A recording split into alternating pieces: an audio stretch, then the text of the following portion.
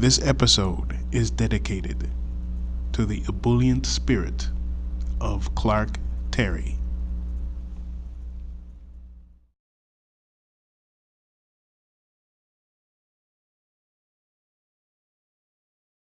The Mboya Nicholson Show.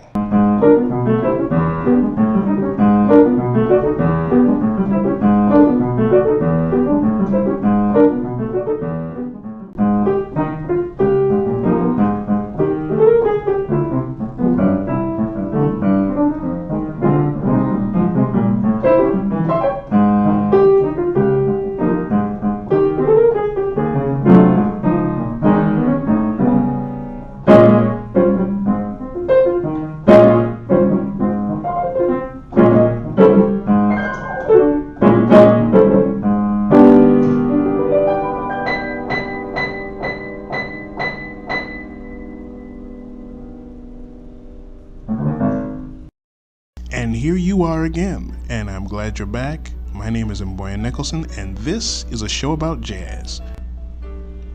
Now, a man of the blues. He hails from Oklahoma, Tulsa, Oklahoma in particular, and quite a few musicians are from Oklahoma. Great musicians who we love to hear. People like Howard McGee, born in 1918 in Tulsa, Oklahoma. Oscar Pettiford is from Oklahoma as well. He's from Okmulgee, Oklahoma, or Okmulgee. Is it Okmulgee or Okmulgee? If you know, please tell me. Sorry that rhymed, but I couldn't help it. Who else is from? Don Bias is from Oklahoma. Don Bias, Jay McShann, and Barney Kessel. They're all from Muskogee, Oklahoma. Chet Baker is from Yale, Oklahoma. So Oklahoma has a lot of great names in jazz music. But we are talking about Hal Cornbread, singer from Tulsa, Oklahoma, born in 1919. Now, he was born Harold Joseph Singer. He's a tenor saxophone player, and he got his start at a young age in the territory bands of the Southwest USA. The territory bands, these are bands around the United States that would play up-tempo blues and shuffles and swing and that kind of thing. And you had to be on top of your game to be a part of those organizations. He played in bands like T. Holder's band, a trumpet player named Terrence Holder, Ernie Fields, a trombonist. He played in Lloyd Hunter's band, another trumpet player, and clarinetist Tommy Douglas's band. Now, what's interesting, I thought it was interesting about T. Holder. Terrence Holder was another musician from Muskogee, Oklahoma, and he was a trumpet player, as I said. His debut was with the great blues singer Ida Cox in his hometown, in Holder's hometown. And you'll never guess who Ida Cox's musical director is. And I'm sure a lot of you right now are yelling at your computers, I know it was Fletcher Henderson. So yes, it was Fletcher Henderson. Now, Henderson did not think that much of T. Holder's musicality, so he kind of let him go. And Holder became quickly known for assembling bands at a rapid pace. Unfortunately, he also became quickly known for not being able to manage the bands well. He was kicked out of his own bands a lot of the time. He had great musicians going through his bands. Mary Lou Williams often played with his group, even though it had a pianist. And John Williams, her husband, and the saxophone player. And as a matter of fact, one of the bands that he was booted out of, his replacement was Andy Kirk. And the band was previously the Dark Clouds of Joy. And if you know anything about Andy Kirk or Mary Lou Williams, you will recognize that that name was changed to Andy Kirk's Clouds of Joy, and they became a very influential band, primarily because of Mary Lou Williams. But anyway, I'm getting off on a tangent, off on Terrence Holder there. So that's one of the band leaders that Hal Singer worked with. Or worked for. He played in, as I said, Tommy Douglas's band. Tommy Douglas was a clarinetist, born in 1911. All these guys, we're talking about roughly the same generation here. And then he got to Jay McShann's band. And Jay McShann was an important band leader because his band was like an incubator of musicians who would lead in movements in music, particularly Charlie Parker, who had been in the band until 1942. Hal Singer got in the band in 1943, so just after Parker left, it looks like. And Kansas City, where that was, in general, is vitally important in the history of blues music and in the history of jazz music and territory bands. Now, after that, Hal Singer moved to New York, and he played with people like Earl Bostic, a pioneering saxophone player of mostly post-war R&B type thing. And John Coltrane was heavily influenced by certain things that he learned from Earl Bostic. Bostic had a lot of hit recordings. He recorded things like Earl Hagen's Harlem Nocturne. He recorded Ellington's Flamingo. So Hal Singer worked with Earl Bostic. He worked with great drummers like Big Sid Catlett. He worked with legendary trumpet players like Roy Eldridge, Hot Lips Page. He worked with swing and stride pianists like Willie the Lion Smith. He also recorded for Savoy Records. Now there's a vocalist, Carl Chicago Davis. He recorded a song, Traveling Shoes, in 1949 with Carl Chicago Davis. Now the group on that recording was William Moore on trumpet, Chippy Outcault on trombone, Hal Singer, of course, on tenor saxophone, Tate Houston was the baritone saxophonist, Walter Buchanan was on bass, Butch Ballard was on drums, and as I said, the aforementioned Chicago Davis was the singer. Now my research shows, from the sources that I got, it says, quote unquote, possibly George Rhodes on piano. And that song, Traveling Shoes, was recorded in 1949 on February 9th in New York City. So he's recording for Savoy Records. He changed recording labels a couple of times. We're jumping ahead to 1959. Oh, we can't jump ahead yet. We're going to go back. We have to go back. It's very important to go back, because if we don't go back, we're going to miss when Hal Singer joins Duke Ellington at the age of 29. Now, he was only with Ellington for a year, though. And with the success of a song called Cornbread, which is where he got his nickname, it gave him more popularity and fame, and he was touring with singers and with various people and with his own groups. So he toured with people like Little Esther. He toured with Billie Holiday. On the blues side, he toured with Big Joe Turner, Ray Charles, and Jackie Wilson. He worked with Dexter Gordon. He worked with Kenny Clark, Papa Joe Jones, Coleman Hawkins. So as evident with jazz itself, he's playing with older musicians, younger musicians. There's no generation gap. It does not exist. As a matter of fact, that term is really a fallacy that was created to sell things. But that's another story. Anyway, so during the late 1940s and into the 1950s, he contributed heavily to early R&B, and Singer is considered an architect of rock and roll music based on the foundation of what he did with the blues and with early rhythm and blues. Songs like Rent Party from the 1950s, and 1948 he recorded something called Rock Around the Clock, which he co-wrote, and some of the lyrics, interestingly enough, are similar to the Rock Around the Clock that Bill Haley and the Comets recorded years later. But the form of the song is the same. Like, it's still a blues, the form of the song is still blues form. Now, let's see, 1959, one of my favorite trumpet players he was working with, Charlie Shavers. February 20th, 1959, they record a couple of songs with a very impressive group. You had Shavers on trumpet, you had the great Ray Bryant on piano, Wendell Marshall was on bass, and Ossie Johnson was on drums. Now this was recorded at Rudy Van Gelder's studio. And songs like Windy, With a Song in My Heart, the old standard, Fancy Pants, and Blues Stompin'. Now Windy is an interesting song. It's got a typical piano rhythm common in 50s R&B music, but then it goes into more of a swing feel. So I'm moving to the piano now, so don't freak out at the change in the sound quality here. But the piano rhythm would be something like this.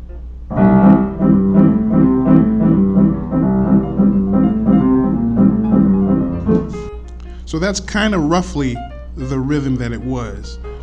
But then, as I said, it goes into more of a swing feel, because these are swing guys.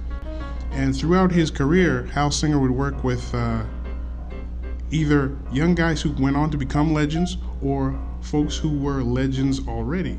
And Hal Singer is a legend himself. So the Hal Singer Quintet featured a young Wynton Kelly early in his career. Now, of course, Wynton Kelly went on to become one of the pianists in Miles Davis's quintet. Now, in the late 1950s, Hal Singer records jazz on Prestige Records. In the 60s, he's touring with Earl Hines in Europe. And when he gets to Europe, he has an affinity for it. He says, I think I'd like to stay here. He liked the vibe of Europe and decided to live in France. He's recording on various French labels like Black and Blue, Futura, and Le Chat du Monde, for example. International tours with musicians continue as they do with, various musicians you work with, people you've worked with before. There's a 1974 Montreux Jazz Festival performance that was filmed with his old friend Jay McShann and with Eddie Cleanhead Vinson. And these are, of course, all veterans who are steeped in the blues, let's say. They just embody the blues. So that's kind of a sort of rough skimming of the career of the great Hal Singer. He's done films too, by the way. In 1990, he did a film called Taxi Blues, and there's a documentary about him called Keep the Music Going. Recent recordings include stuff like Challenge from 2010, which was co-led by the great David Murray, another wonderful saxophone player. And there again, we have another example demonstrative of the idiosyncrasies of jazz, which include no such thing as a generation gap. So you have a younger musician, David Murray, who is also an influence himself and a great musician, working with an older musician who was probably an influence to him. So that's the blood type of jazz, is no generation gap. And I would say that the blood type of Hal Singer is the blues. I'll be back. You stay where you are.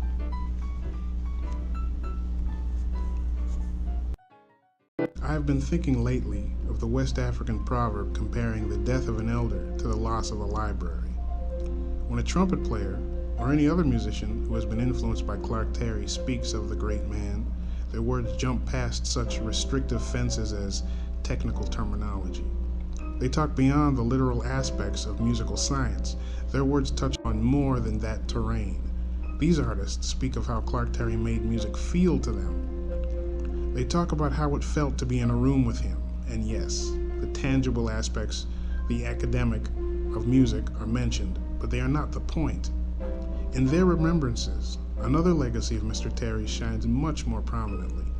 Naturally, art is about people, and nothing is more beautiful than when an artist whose agenda was loving people is talked about by those people. This is the land artists we love to hear inhabit when they talk about Clark Terry. They are immersed in the joyous spirit of their mentor, truly demonstrating the ultimate lessons about joy and music he epitomized. And now, with his physical presence absent in this world, it is something magical to see the love Clark Terry's musical children have for him as they communicate their gratitude for tangible and invisible aspects of their trade and perhaps aspects of life gained from knowing him. Indeed, long before Mr. Terry passed on, perpetual homages were paid, or rather played, with every note. And every laugh-peppered recollection from musician after musician who spoke of him to interviewers about insightful lessons learned were homages too. I never had the good fortune to meet Mr. Terry, and as a fan of his from childhood, I am happy when I see his musical children in their distinct styles paint their song with part of his legacy, for they are his legacy. They prevent the essence of an oral tradition from fading like a poster in a store window facing the sun for too long. As a musician, I am thankful there is a wealth of Mr. Terry's point of view always to return to, from recordings to interviews. I am grateful there will always be those recordings of that unmistakable, blues-tinged sound, making a metal horn seem like elastic one moment, bubbles and laughs the next, and even haze-covered daydreams. Yes, Clark Terry could do all of that. So what is there to say? What can be said? Nothing I could say aptly describes as much as hearing Clark Terry with the Duke Ellington Orchestra playing Perdido, or swinging with everyone from Oscar Peterson to Thelonious Monk to Dizzy Gillespie. So I have no more words to add. I'll just say this. Check out the sage, the master, documented beyond mortality's limits. In glorious musicality he lives, painting his legacy, trumpet held up as an ebullient bouquet to us all, inspiring young and old to embrace a swinging attitude at all times. Because love is the only agenda, the only prerogative, the only point. You are missed, Clark Terry. You are missed a lot.